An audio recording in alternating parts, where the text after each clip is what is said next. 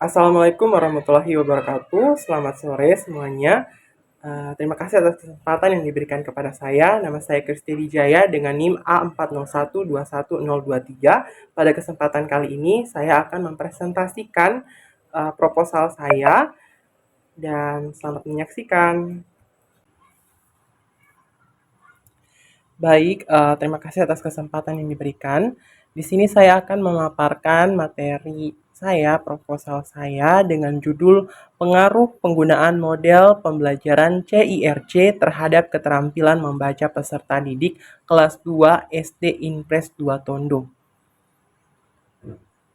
Kemudian pada bab 1 itu ada latar belakang.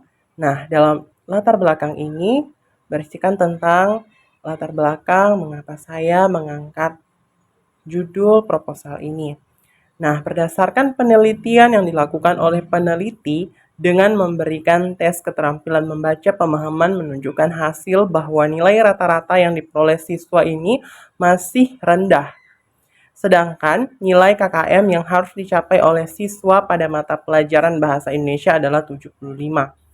Kemudian berdasarkan uraian di atas, maka peneliti tertarik untuk melakukan penelitian dengan judul Pengaruh Penggunaan Model Pembelajaran CIRC terhadap Keterampilan Membaca Peserta Didik Kelas 2 SD Inpres 2 Tondo.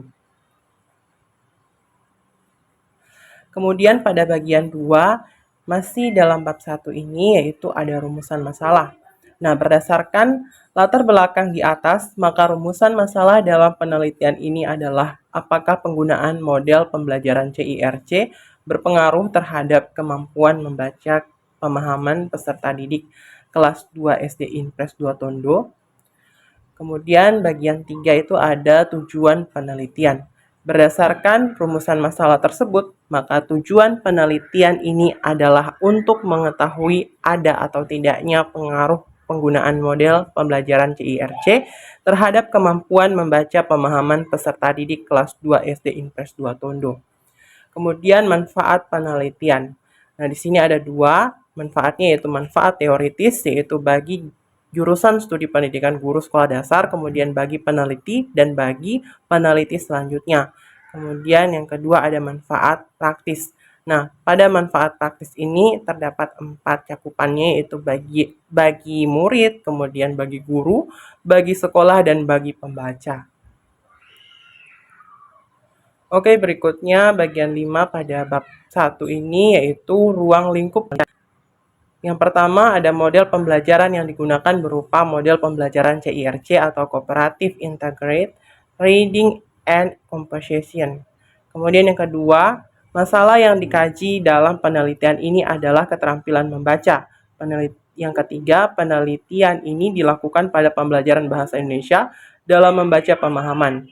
Dan yang keempat, subjek dalam penelitian ini adalah peserta didik kelas 2 SD 2 Inpres Tondo pada tahun ajaran 2022-2023. Kemudian yang berikutnya ada batasan ilmiah. Yang pertama CIRC atau Cooperative Integrated Reading and Comprehension.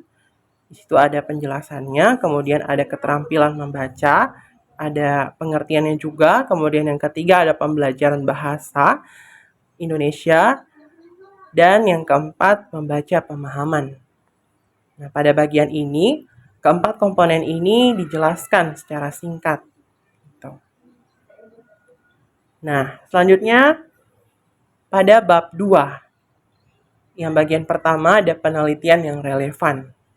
Nah, dalam penelitian yang relevan ini, saya mengambil beberapa penelitian yang relevan atau penelitian terdahulu yang materinya itu sama dengan judul proposal yang saya angkat. Yang pertama itu yaitu Harisah dan Hikmawati pada tahun 2020. Nah, dalam penelitian ini yang berjudul Comprehension Reading Skill Tool CIRC Method in Grade 4 Student of SD Inpres 3 Tondo. Kemudian hasil penelitian ini menunjukkan bahwa metode pembelajaran CIRC dapat meningkatkan keterampilan membaca pemahaman siswa kelas 4 4 A SD Invest 3 Tondo. Kemudian yang kedua itu ada Nani Anitra dan Hendriana pada tahun 2022 dalam penelitian yang berjudul Pengaruh Model Pembelajaran CIRC terhadap Keterampilan di Sekolah Dasar.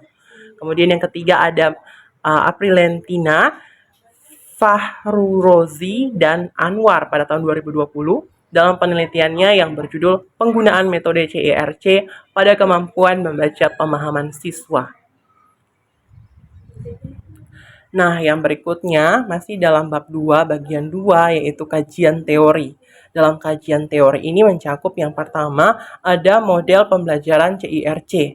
Nah, dalam bagian model pembelajaran CIRC ini itu mencakup beberapa hal. Yang pertama ada pengertian CIRC, kemudian komponen pembelajaran CIRC, kemudian yang ketiga ada kelebihan dan kelemahan model pembelajaran CIRC, dan yang keempat ada sintaks atau langkah-langkah model pembelajaran CIRC.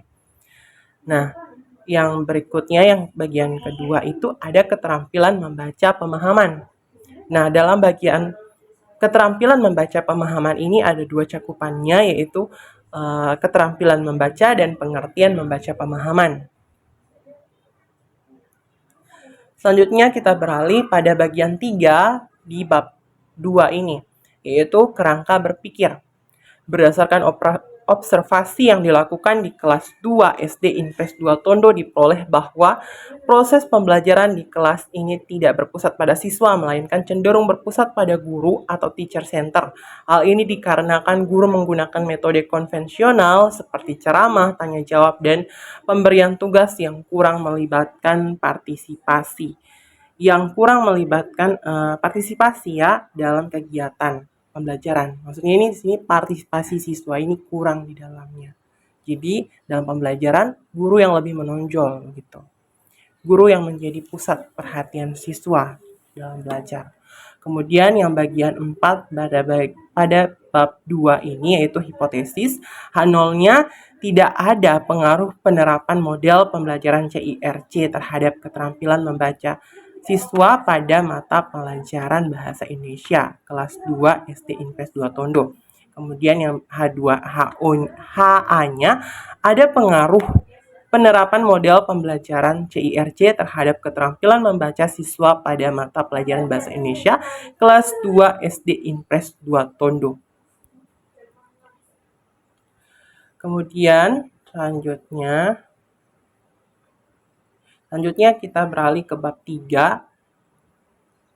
Di sini di bab 3 bagian pertama yaitu rencana penelitian. Nah, dalam rencana penelitian ini penelitian digunakan adalah penelitian kuantitatif dengan menggunakan metode penelitian kuasi eksperimen.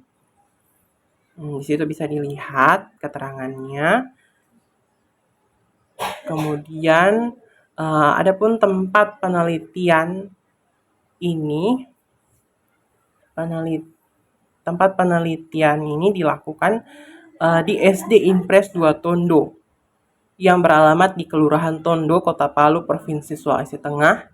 Kemudian waktu penelitian itu dilakukan pada semester genap tahun ajaran 2022-2023 bulan April tahun 2023 yang mana observasi awal dilakukan pada tanggal 5 April 2023. Kemudian di sini ada namanya penarikan sampel.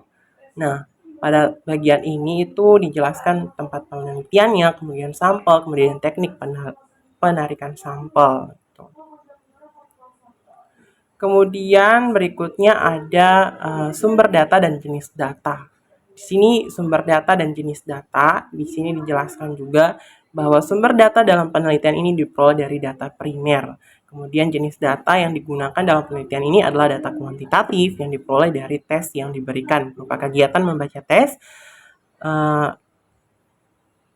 bacaan, kemudian menyimpulkan makna yang diperoleh dari bacaan tersebut. Kemudian pada skala pengukuran itu ada definisi operasional variabel dan skala pengukuran. Kemudian pada teknik pengumpulan data. Nah, teknik pengumpulan data merupakan langkah yang paling utama dalam penelitian karena tujuan utamanya Tujuan utama penelitian adalah mendapatkan data. Kemudian sini ada teknik pengumpulan data pada penelitian. Ada 2 teknik, yaitu observasi dan tes atau penelitian. Kemudian instrumen penelitian. Dalam kegiatan instrumen penelitian ini ada 2 kegiatan juga yang dilakukan, yaitu yang pertama validitas item tes, kemudian yang kedua rehabilitas instrumen. Oke, yang terakhir di sini ada teknik analisis data dan pengujian hipotesis. Ada beberapa bagian yang dilakukan, yaitu yang pertama analisis deskriptif, kemudian yang kedua analisis inferensial. Kemudian di bagian analisis inferensial ini ada uji normalitas, kemudian uji homogenitas, dan uji hipotesis. Nah, demikian pemaparan saya. Atas perhatiannya saya ucapkan terima kasih.